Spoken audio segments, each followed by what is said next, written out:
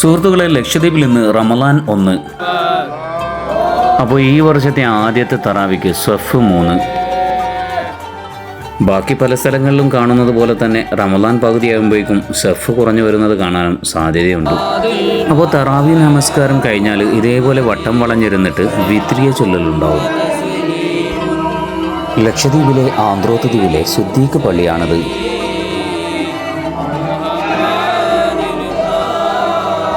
ഒരു പ്രത്യേകതരം ബൈത്ത് ചൊല്ലിയും ഏറ്റു ചൊല്ലിയും അങ്ങനെ കുറച്ച് സമയം. അങ്ങനെ റമദാൻ 30 ഈ പള്ളിയിൽ ജമാഅത്തിന് വരുന്നവരെല്ലാവരും തന്നെ ഒരു മാനസിക അടുപ്പം കൂടിപ്പോകും കേട്ടോ.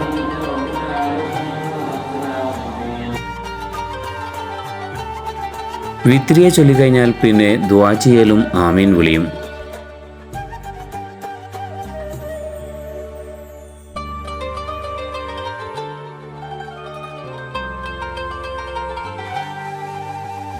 ദുആ കഴിയുമ്പോഴേക്കും ചായയും പലഹാരവും റെഡി.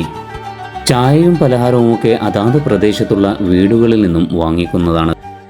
വിത്രിയെ ചൊല്ലിക്കഴിഞ്ഞാൽ ചായയും പലഹാരവും അടുത്തുള്ള വീടുകളിൽ നിന്നും വാങ്ങിക്കൊണ്ടുവരാനായിട്ട് തീമാനി എന്ന പേരിൽ ആ പള്ളി ജമാഅത്തിലുള്ള കുറച്ച് കുട്ടികളെയും തിരഞ്ഞെടുക്കും.